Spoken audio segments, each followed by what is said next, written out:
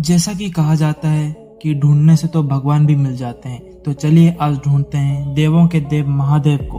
हमारे प्रिय महादेव कहाँ रहते हैं ये कोई नहीं जानता कि भगवान कैसे देखते हैं। यह हमारी धारणा है कि भगवान का रंग रूप किसी विशेष प्रकार का है। उस परमात्मा रूपी रूप को पहचानना और उस तक पहुंचना केवल मुश्किल ही नहीं बल्कि नामुमकिन है। लेकिन एक रास्ता है जिसे पाकर मनुष्य भगवान तक पहुंच सकता है।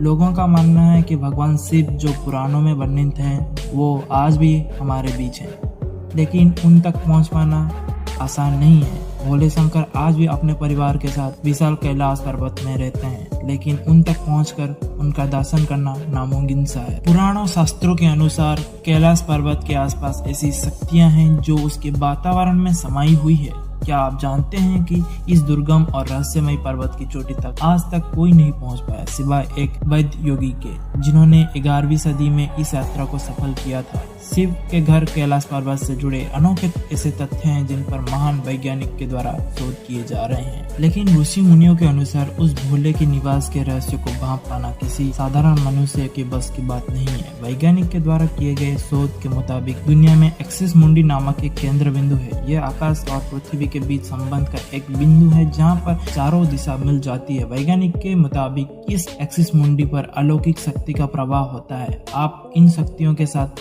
संपर्क कर सकते हैं। यह बिंदु कुछ और नहीं बल्कि कैलाश पर्वत ही है, जहाँ शिव की कृपा से अनेक शक्तियों का प्रभाव होता है। कैलाश पर्वत की वास्तविक के बारे में बात किया जाए तो इसकी ऊंचाई 6638 मीटर ही है। ऊंचाई के संबंध में कैलाश पर्वत दुनिया भर में मशहूर माउंट एवरेस्ट से भी ऊंचा नहीं है, लेकिन इसकी विविधता ऊंचाई में नहीं बल्कि आकार में है। यदि आप कैलाश पर्वत को ध्यान से देखें तो इसकी चोटी की आकृति बिल्कुल शिवलिंग जैसी ही है, जो वर्ष भर बर्फ की सफेद चादर से ढका रहता है। कैलाश पर्वत की चोटी के बाद अगर इसकी भूभाग को देखा जाए तो ये 4 नदियों से घिरा है, अर्थात ये 4 नदियों का उद्गम स्थल भी है, जिनमें सिंधु, ब्रह्मपुत्र, सतलज और करनाली है। कहा जाता है कि जहां भगवान है वहां किसी मानव का पहुंच पाना कठिन, इसीलिए कैलाश पर्वत देवों का देव महादेव का स्थान है। यहाँ किसी व्यक्ति का पहुंच पाना संभव ही नहीं है। ऐसा भी कहा जाता है कि इस पर्वत की कुछ अदृश्य शक्तियां स्वयं नहीं चाहती कि कोई मानव इस पर चढ़ सके। हम सबको पता है कि कैलाश पर्वत से ऊंचे माउंट एवरेस्ट पर तो लोग पहुंच चुके हैं, लेकिन इस पर्वत रहस्यमय शक्तियों के द्वारा रोके जाने के कारण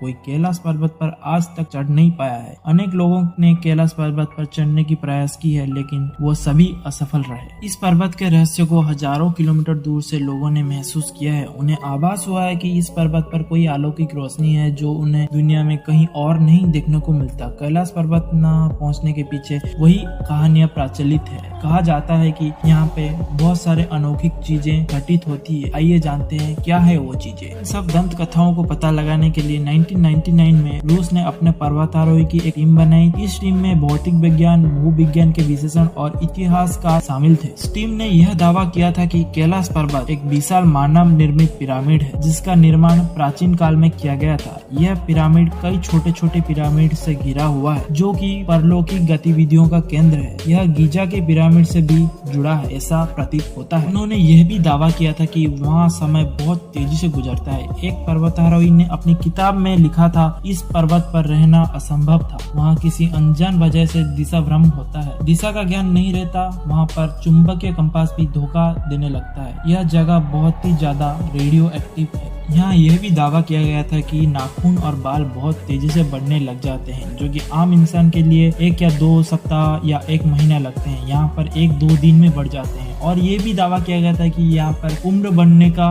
भी प्रथा देखा गया है। कुछ समय पहले रूस के एक पर्वतारोही ने कैलाश पर्वत पर चढ़ने की कोशिश की। वो पर्वत के नजदीक तो पहुंच गए, लेकिन वह ऊपर चढ़ाई किए बगैर ही वापस लौट गए। जब उनसे उसकी वजह पूछी गई तो उन्होंने कुछ चौंका देने वाली बातें बताई। उन्होंने कहा कि जब वो कैलाश पर्वत के नजदीक पहुंचे तो अचानक उनका दिल जोरों जोरों से धड़कने लगा। वो उस पर्वत के ठीक सामने ही खड़े थे जिस पर्वत पर उन्हें चढ़ाई करनी थी, लेकिन उनका शरीर एकदम से कमजोर पड़ गया। उनका दिमाग में यह ख्याल आने लगा कि उन्हें इस पर्वत पर नहीं चढ़ना चाहिए। यह सोचकर वो तुरंत ही वहाँ से वापस लौट गए। जैसे ही वो इस पर्वत से थोड़ा दूर चले गए, उनकी स्थिति पुनः सामान्य हो गई। इस पर्वत से डमरू और ओम की आवाज प्रतिध्वनि होती है। इस पर्वत को ओम पर्वत के रूप भी माना जाता है। तीर्थ यात्रियों का कहना है कि कैलाश पर्वत के क्षेत्र में पहुंचने पर ओम ध्वनि का सुनाई पड़ती है। इस स्थान पर एक अद्भुत शांति की अनुभूति होती है। यदि आप कैलाश पर्वत या मानसरोवर झील के क्षेत्र में जाएंगे तो आपको लगातार एक आवाज सुनाई देगी, जैसे कि आसपास कोई एरोप्लेन उड़ रहा हो, लेकिन ध्यान से सुनने पर यह आवाज डमरू या ओम की ध्वनि जैसी ही होती है। पर्वत पर चढ़ने वाले बहुत लोगों का कहना है कि इस पर्वत पर स्थान चमत्कारी रूपों से खुद ब खुद बदल जाता है। इनके अनुसार जब भी लोग आगे बढ़ने की कोशिश करते हैं तो खराब मौसम की वजह से रास्ता खराब हो जाता है और खुद ब खुद बदल जाता है। इनका यह भी दावा है कि जब भी ये लोग आगे बढ़ने की कोशिश करते हैं तो कुछ समय के बाद वो वही जगह पे